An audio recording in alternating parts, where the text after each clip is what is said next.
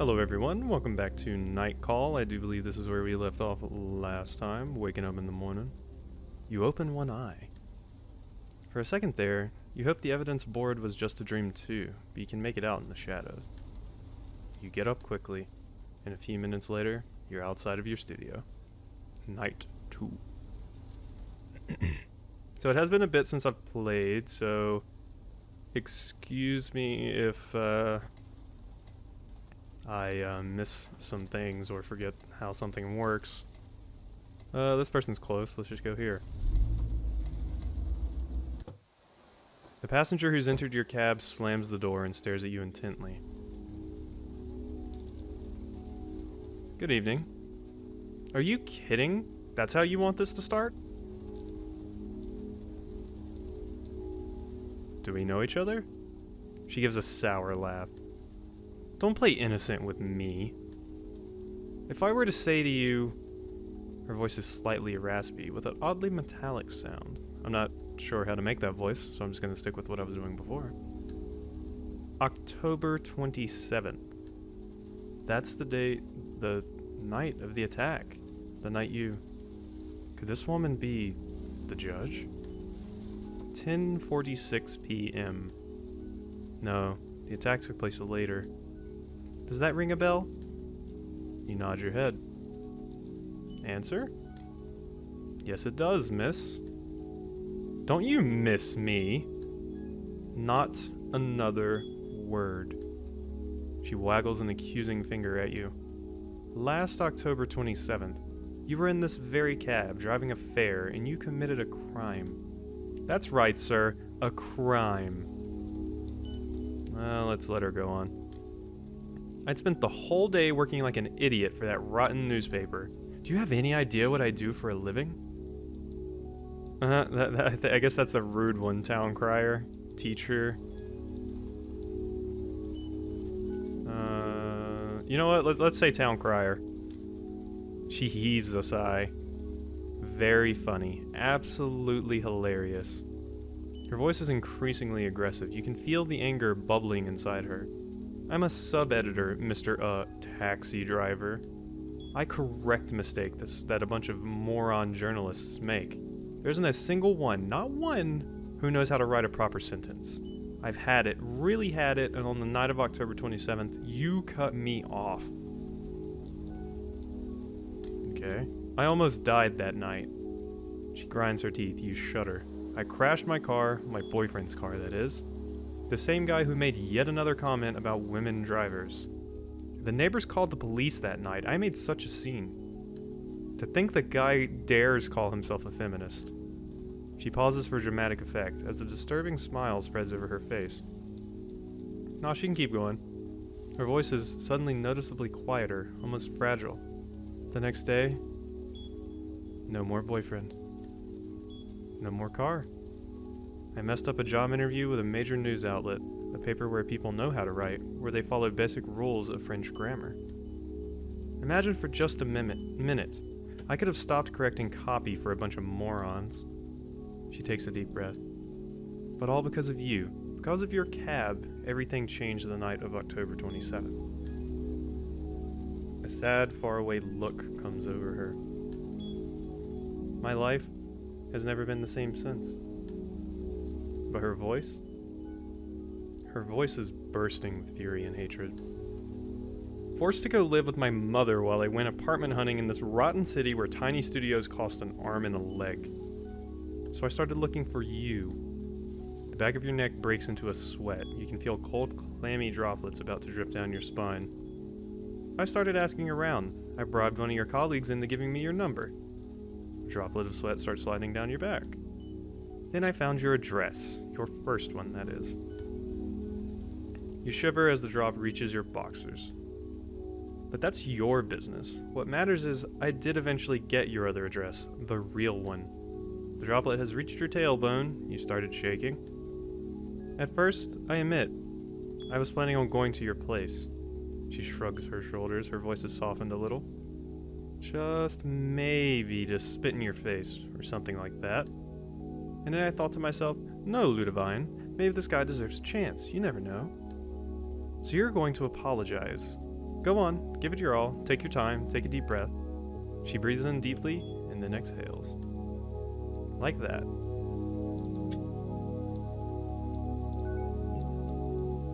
I could apologize, I could tell her about the attack, or I could ask her to leave the taxi.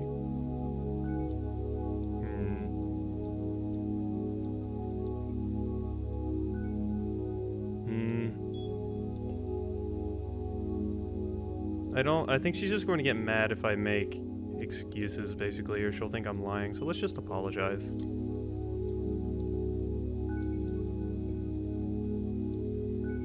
I'm truly sorry. I don't remember what happened that evening.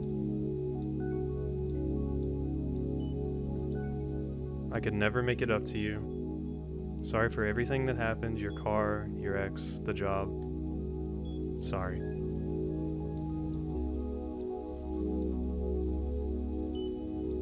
No, saying even though it's not my fault is stupid. Say nothing else. Shit. She heaves a sigh, dispelling her anger all at once. I don't know what to say. You were, then it was... Her voice has slowed down. It was... A smile lights up her face. It was exactly what I needed to hear. I've been thinking about it for months, going over and over it, every second of the accident. Telling myself it could have been different, less complicated. Less, well, you know.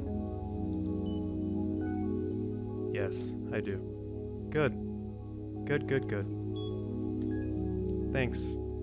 All her anger is evaporated. No more looks that could kill, simmering rage, or grinding teeth. My boyfriend was a jerk anyway, and then this job, maybe it wasn't so great. She gives you a little smile. Cats are running around. I tend to get all worked up about things. You'd noticed. And sometimes I take things a little too far. That too. In Paris, I guess we are quick to forget about being nice to each other, about being polite, and for a taxi driver, you're a real sweetheart. She gives a short laugh. This is what I suggest. I'm going to exit the cab. I'm going to go for a little walk in the cold to get my mind off things. I have to learn to... Her voice falters. Manage my anger. It's eating me up. She shakes her head and then, without another look your way, goodbye. The door opens then closes. So I decided to not really try and explain myself at all because I feel like that would have just been making excuses and she might have actually reacted negatively to that. And it would have been more about making it about me rather than like keeping it, about her, because she did have this problem and I didn't want to just kind of ignore that. So I feel like sticking with that was probably the best option and she seemed happy with it, so. You're alone in the taxi, your head spinning slightly as if you had had a drink. Just one, but something really strong. You briefly try to remember that night. Nothing. Nothing but a vague impression of someone behind you, the killer's silhouette, a fleeting presence. You shake your head. There's nothing more than before. If only you had turned around, everything would have been easier. If you had seen the face of... All at once, you start the cab. Alright, where are we going now? What is that? What does that mean? Ooh, you're one of my suspects. So let's, look into you, I suppose. Pretty sure he is. I kind of recognize that portrait. Kind of recognize that name, too. Hey, pal, can you help me out? Yeah, sure. The door opens. It's Hervé, a homeless man like hundreds of others in Paris. You've known each other for years, and every now and then he asks a favor of you, to drive him someplace. As usual, he greets you quietly, though he always seems a little on edge. Hey, buddy, what's up, pup? He has a strange verbal tick that you've never really understood. You start the cab. Your passenger keeps looking over his shoulder, clearly worried. Did he steal something? Is everything okay, Hervé? Yeah, sure, no worries. His voice trails off. He seems to be collecting himself. It's just... There's a cop on my tail. Jail. A cop? Has anybody come around asking about me? What do you mean? You know, like from the crime squad? Nah, nobody's been talking to me about you. That guy's been driving me crazy, asking all those questions, digging up my past, you know what I mean?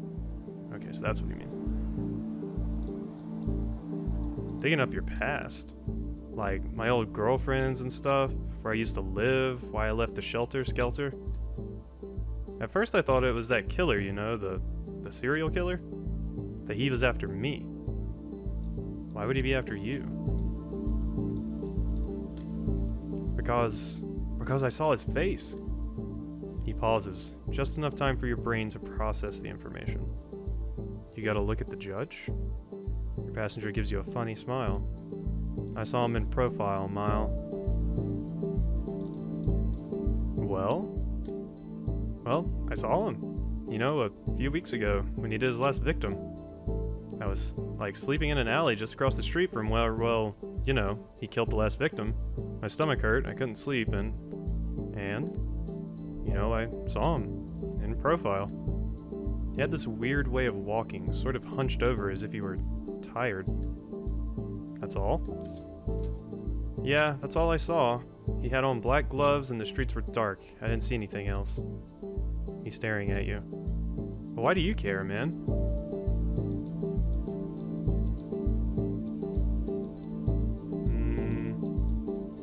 I think I saw him too.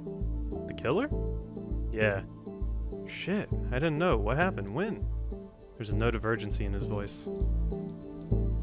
Yeah, at least I think I did. I'm not so sure anymore. I hadn't had enough sleep. I was tired and... Yeah, I get it. I thought it was all a dream too, but no way, Hervé. He tosses his head as to shake off a bad thought.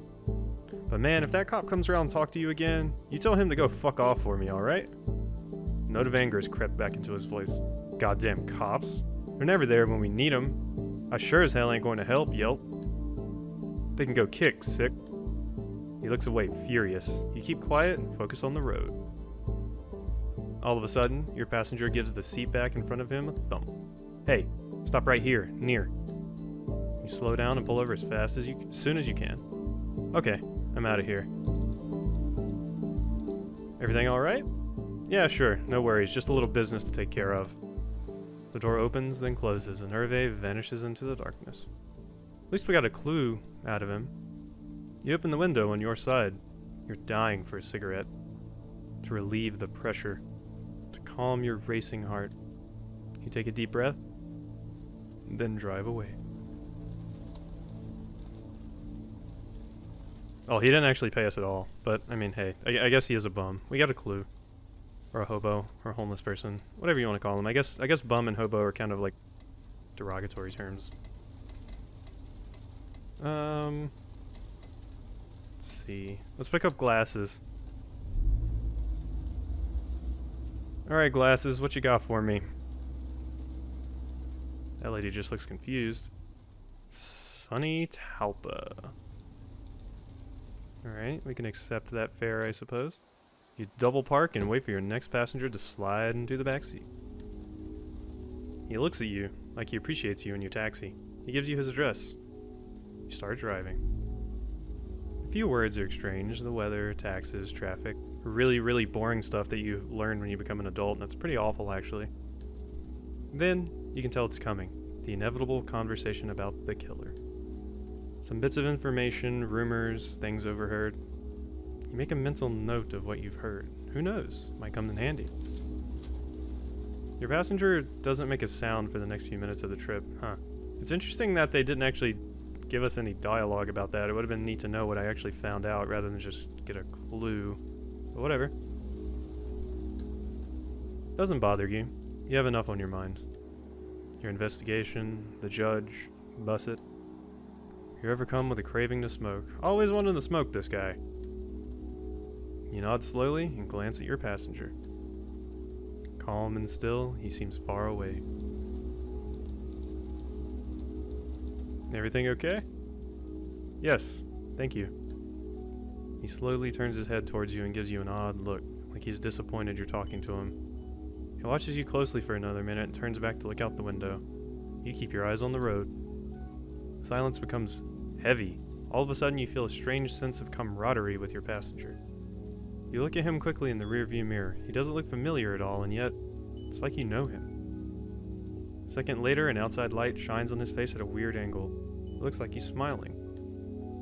A few seconds later, you drive down his street. He straightens up a bit. You park in front of the number he gave you. He pays his fare without a word. The door opens slowly and he smiles at you. You can tell it comes from the bottom of his heart, despite how uptight he is. You're really a swell guy. You weren't expecting that. By the time you collect your thoughts, your passenger is already far away. He disappears into a building. A moment goes by before you turn the key in the ignition. Neat. I was thinking maybe he was like somebody we went to school with or knew us somehow. No newspaper. Can listen to the radio? What does that do? Just pass time, I suppose?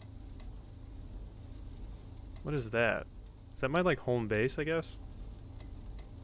Which I call it my home base. It's actually just my house.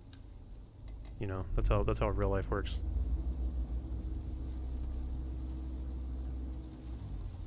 I don't know about that name. Leone Bremieux. Bremieux? Leone Bremieux? I would assume that would be it. Metro Victor Hugo, please.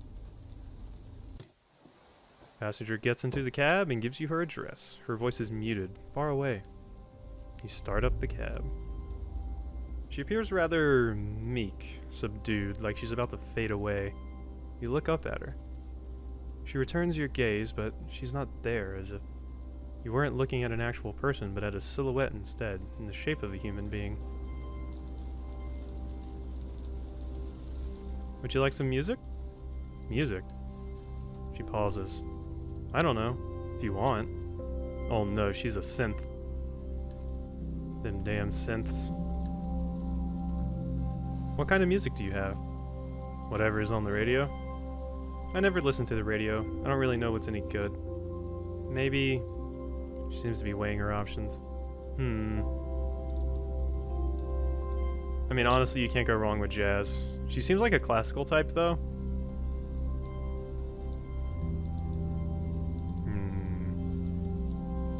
Let's go jazz. Passenger looks at you for a moment or two, clearly surprised. Jazz? She hesitates, thinks it over, and nods at last. You press the search button for a jazz station and eventually find one. A droning trumpet getting all worked up, accompanied by drums and a bass. You've never really understood jazz. Hey man, jazz is the home of the saxophone, and the saxophone is a sex instrument. Like that instrument is amazing. It's funny. Music like that is so impenetrable. Would you like me to change stations? No, it's fine, really. I like it. My thesis supervisor listens to a lot of jazz. With time, I began to like it too. Your thesis? Yes. Not another word. She turns her head slightly, as if thinking about something unpleasant. Yeah, I mean, if I was working on a thesis, I would be pretty sad too. What's the subject? The progressive nuns of Ranche Abbey at the dawn of the industrial era. The air in the cab seems icy. Yeah, I know all too well about that since I was a double major in history. Sounds very specific, which is always good if you're going to have a thesis. Extremely. Too much so, no doubt. My field of research is terribly limited and... how should I put it? She sighs. It's deadly boring, a subject that no one is interested in. My thesis supervisor for a start, my parents, my ex, and worst of all, even me. Sounds like it's time to switch theses. I know I switch subjects a lot. She stares at you. The subject is a trap. It's never been explored, and it informs our perception of women in the 18th century. But no one is interested in it. That's how it goes. I got used to my thesis, to the subject. Doctoral theses are rarely interesting, you know? But mine, I think I've hit rock bottom.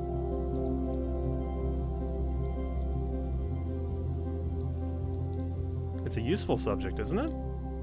Her eyes widen. No, definitely not. I still wonder how I ever believed it wouldn't be a colossal bore. She hesitantly lifts a hand, but I'm the one who chose my thesis. Me and no one else. To be honest, it will no doubt be the only thing that remains of me when I die. What if you tried something new? Something new? Like what? I have no practical skills whatsoever. Do you know how to drive? She stares at you. As a matter of fact, yes, I do. Then you could drive a cab. A brief pause. I see where you're hinting at, but I don't think I'd be able to do it. I'm sure your job requires more than driving skills. I'm not very good with people. I wasn't either at first. Probably still wouldn't even call myself good. And then, day after day, I got to know people better, to understand them. It's something you learn. She lowers her eyes. I'd like to believe you. Taxi driver, it's just an example.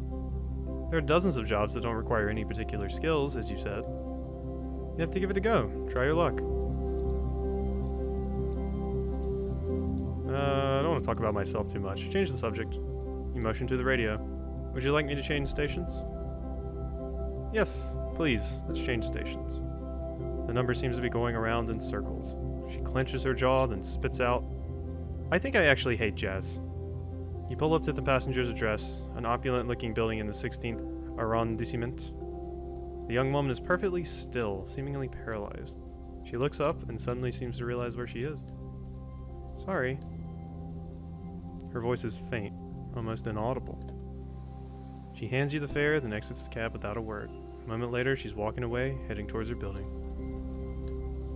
You sit there for a moment longer, then start up the cab. I guess she felt bad because she felt like she was a boring person, but you're fine, really. Okay, so when do I feel like I should drive back to my house. Is that a Santa? Is that a Santa? I mean, I have to pick up Santa, right? Yeah, let's pick up Santa. I don't know how long this video has been going for, but I think we can do Santa a solid. Oh yeah, he's not going far at all.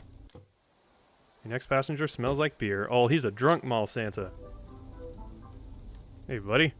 No, it's even worse. It's like every single fiber of his Santa suit has been soaking in a keg. Come on, dash away! His breath is 96% brandy. Oh no, we have ourselves a drunk mall Santa. Or a regular Santa. Your eyes are starting to sting. I'm parked somewhere with the Champs-Élysées. Oh shit. The name of the street is... His head is spinning and he does his best to hang on to the door. Impasse. It'll come back to me. Go ahead, drive.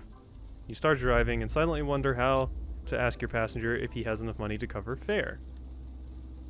Well, I mean, we could always just get gifts. You glance back at your passenger. He's mumbling to himself, but you can't quite make out what he's saying. Or we could get off the naughty list, actually. Because, I don't know. Apparently we did some bad things in the past. Maybe if we just cross our name off the naughty list, this whole blackmail thing can just go away. Christmas is over, so why is he still dressed up? What's the suit for? He turns to look at you wide-eyed. Suit?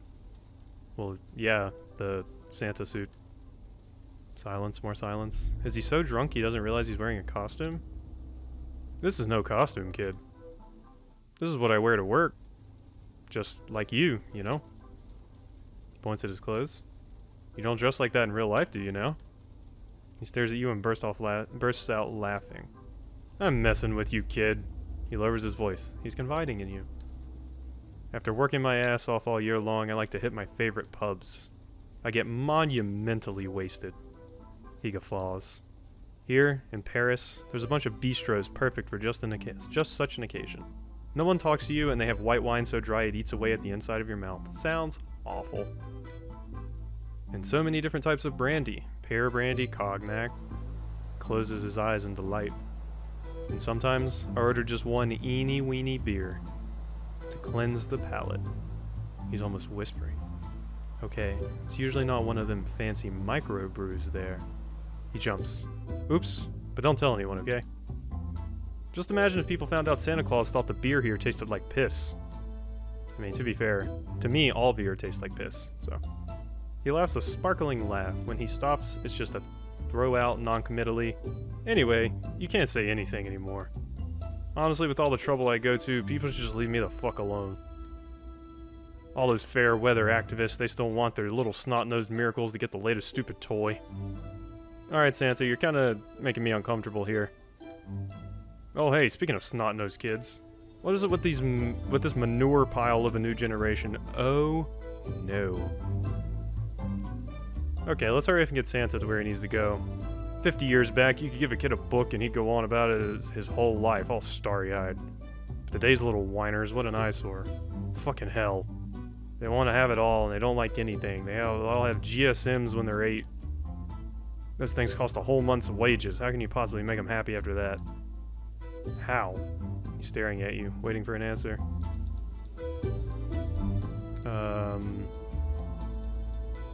A trip? A trip? He bursts out laughing. Now that's a shitty idea. What kid wants to have his ass stuck on a plane for 15 hours? Well, nobody said it had to be 15 hours, you asshole. I'll tell you what they want. What kids these days want are machine guns and dolls whose hair you can fix. Why would they want a real machine gun when they can just play COD? He seems to have calmed down for a second, but it was just an illusion. Speaking of which, both girls and boys like those dogs whose hair you can fix. Twitches his mustache in silence. Back when I still made toys for kids, I can tell you they couldn't care less about them. Couldn't give a damn. They just wanted to have fun, play, laugh, and forget that their parents were losers.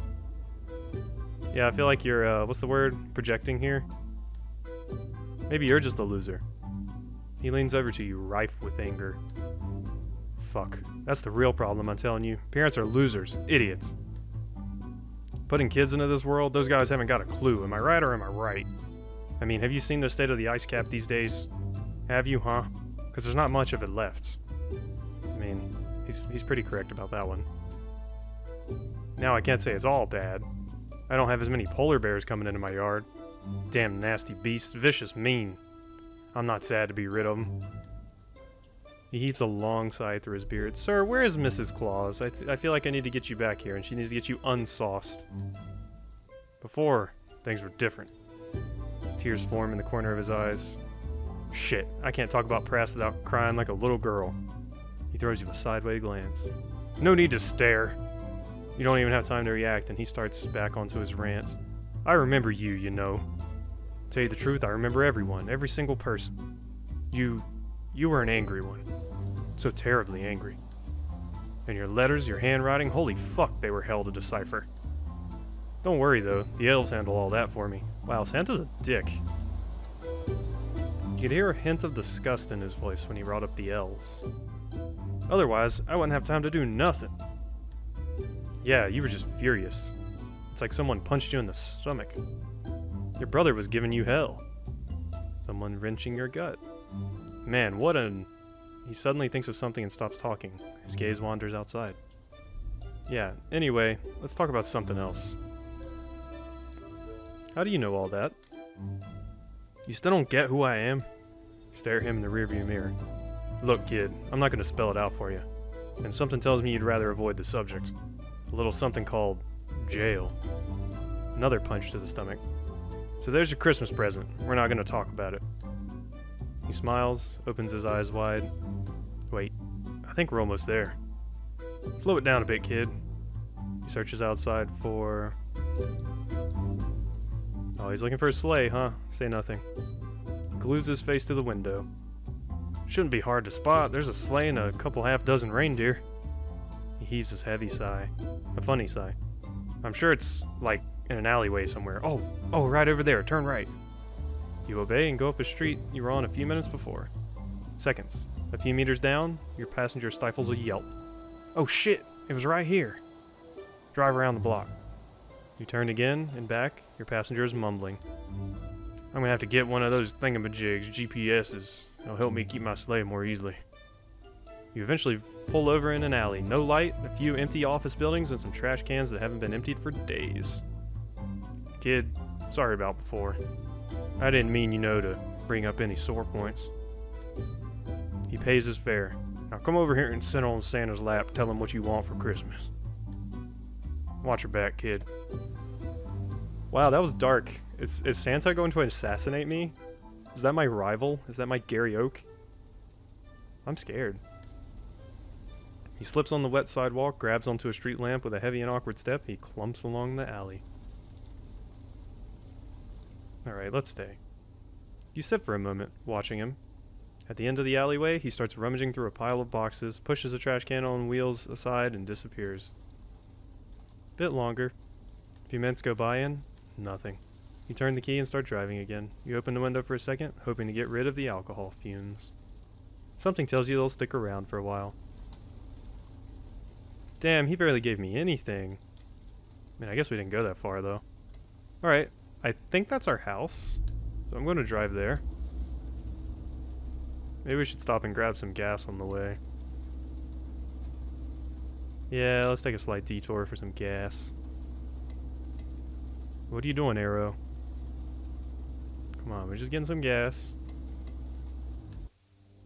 Pull over and stop at a gas station. Not a soul in sight. The fluorescent lights irritate your eyes and the smell of pee is wafting up from the space in between the pumps.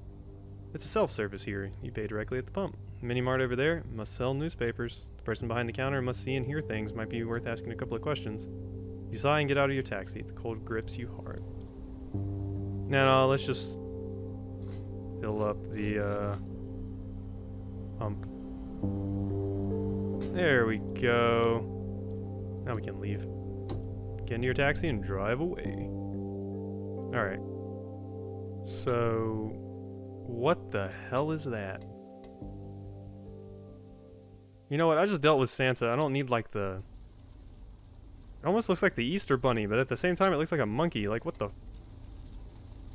Looks like a gorilla with like bunny ears. Nah. I don't need any more of that. Maybe I'm just hallucinating. Maybe I'm like low on sleep or some shit. Because, boy, I'm seeing some weird stuff now. You park a few streets away from the Argentinian embassy. You wait there for your contact? Oh no. You sigh. It seems so odd to have a contact. So excessive. The guy is one of your regular poker buddies, a night watchman at the embassy. You get out of your taxi and walk towards the big metal gate. Clean lines. Early 20th century maybe. Lots of wrought iron. The gate opens and someone moves towards you. They indicate you should follow them. The person's face is hidden by an oversized hoodie. Your heart starts beating faster. What if it was... Let's just follow. You walk into a narrow, covered passageway. Probably the entrance to a parking garage. The man turns around and lights up a cigarette. The lighter lights up his face for a second. A young man with curly hair, pale skin. He looks young. Very young. That'll be 250 euros.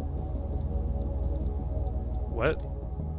You want information on Gorodischer? I got info on Gorodischer, and it'll cost you 250 euros, so what'll it be? Bargain? He raises his hands in front of his chest, his accent becomes stronger. No. It's 250 euros or nothing. If someone learns I fished around, they'll fire me on the spot. I mean, I have the money. For that price, you hope the intel is good. You pay. Listen up, because I'm not going to say it twice. Gorodischer is definitely a colonel from the junta, one of the few who wasn't arrested and put on trial. He is responsible for torturing dozens of political opponents. He tortured and killed them. You know, we don't like him much here, but the rich Argentinians in Paris love him. They really respect him. Thanks. No problem. He looks back at you. There's one last thing. I read in the newspaper that the killer wrote a message in chalk. Time's up. It was a slogan at the end of the junta. A sort of watchword from the opponents. It was time for them to go. You get it? You nod. A second later, you're back in your taxi with a hole in your wallet, but with new information on one of the victims. If you follow this lead, maybe your investigation will move forward. You start the car and get back to your shift. So how do I actually go back to my house? My house anywhere? Because I don't know. I kind of wanted to, look into my information that I have. Huh. Well, I think we're going to go ahead and end this video off here. I'm not sure how long it ran. It might be 2 episodes. Really depends. But I hope you have enjoyed, and I will see you next time.